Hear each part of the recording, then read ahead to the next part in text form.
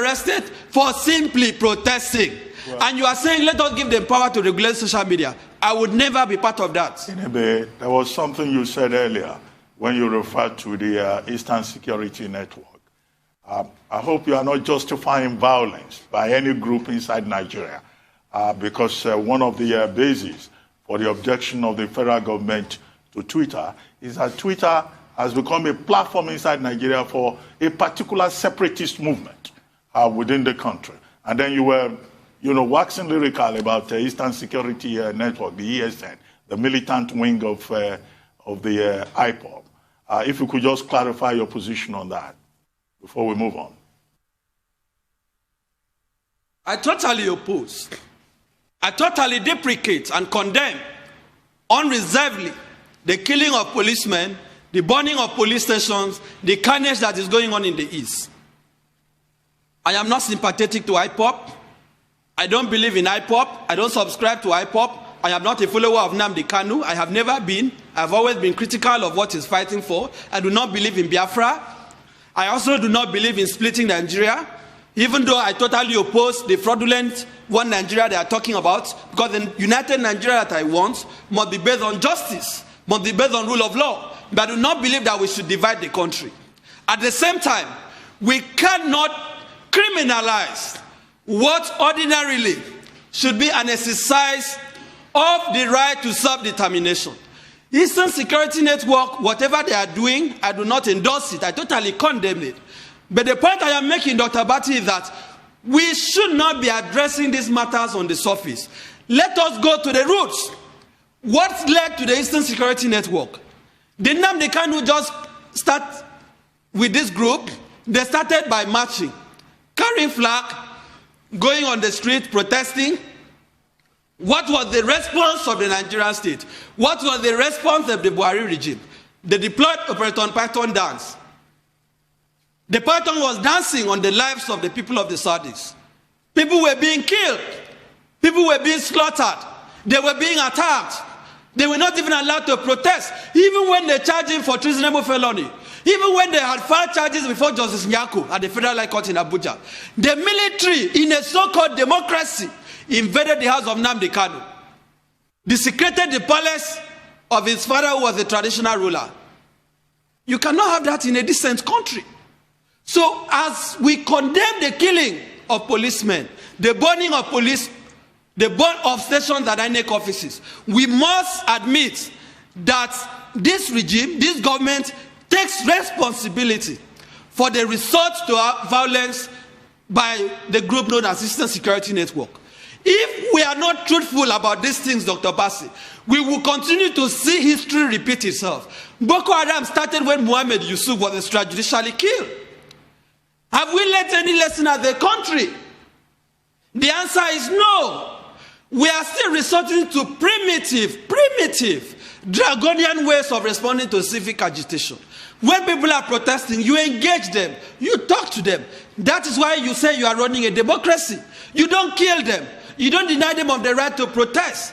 But we keep saying IPOB, and what the president said, he will speak to them in the language that they understand. These people have not recovered. The people of Eastern Nigeria, the Igbos in particular, they are still going through the agony of the civil war. And you are saying you treat them in the language they understand? What is the language of the civil war? But there's an argument, and I'd like your comments on that argument, that the president's remarks were taken out of context. Those he was referring to were the armed groups who have forgotten the pains of the Southeast during the Civil War. The armed groups who are going around torching Nigerian infrastructure belongs to us, INEC infrastructure, for our democracy.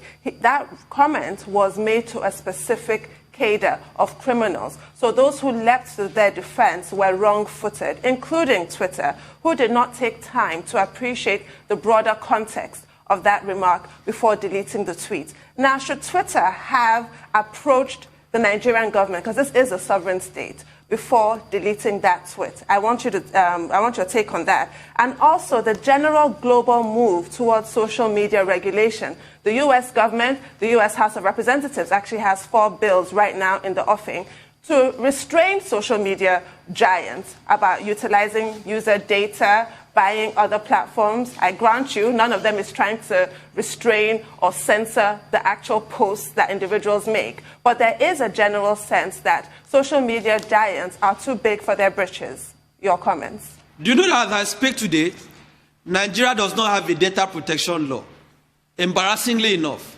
Because you are citing the example, and that is why I'm saying when we make these comparisons, we must look at the peculiarity of these countries. There is no single one data protection law in Nigeria today. Not even one. Not even one that protects the data of Nigerians. We don't have. We do not have. Now, you make, the point that the president's comment was taken out of context. The only person or persons who took the president's comment out of context is the president and Lai Mohammed. Nigerians understood what he said. I personally understood what he said. The context in which he said it was clear. He didn't just stop at that. He didn't say he was referring to the armed groups. No. When you look at it objectively, when you look at it in context, because he said that they have businesses all over the country. Is it IPOB that has businesses all over the country? Does IPOB have business in Kano, in Sokoto, in Zamfara, in Benue, in Kwara, in Ogun, in Cross River? They don't. Does the Eastern Security Network have businesses all over the country? The answer is no. Buhari was referring to the Igbos.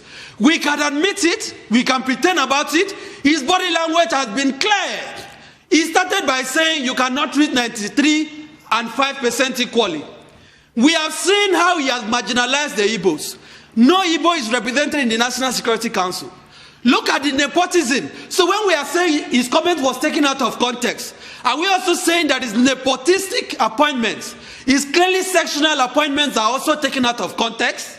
Because this is a president that has a pedigree, a shameful pedigree, an unfortunate pedigree of favoring a section of the country that has polarized this country as never before. So that is not a precedent that you would tell me spoke at that people are taking him out of context. He was clear on what he meant. In any event, we have had the so-called herdsmen or the so-called armed Fulani herdsmen committing killing people across the country from the north to the south. Has he spoken to them? Because in your interview with him, he made reference to what Governor Tom said, that the Governor Tom said is Fulani and that he cannot deny it. Not all Fulanis are criminals. But as Buhari spoken to his kinsmen, the ones that are criminals, the ones that are armed, in the language that they understand, the answer is no. In what language has he been speaking to them? Language of encouragement, language of endorsement, ruga, settlement, grazing roads, and so on and so forth. Despite that governors have rejected these divisive policies, Buhari is still trying to force it on the throat of Nigerians. He has not addressed the killings by the herdsmen. Has he spoken to bandits in the language that they understand? For the last 6 years, the answer is no. Rather, Gumi is advocating amnesty. School students are being kidnapped. Just yesterday, people were praying in Zaria against kidnapping.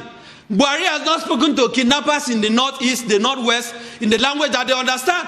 He has also not spoken to Boko Haram and ISWAP in the language that they understand. But suddenly, he now knows the language that IPOB will understand.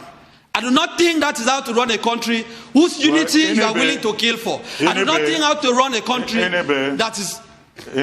Let's move on from this Twitter and this political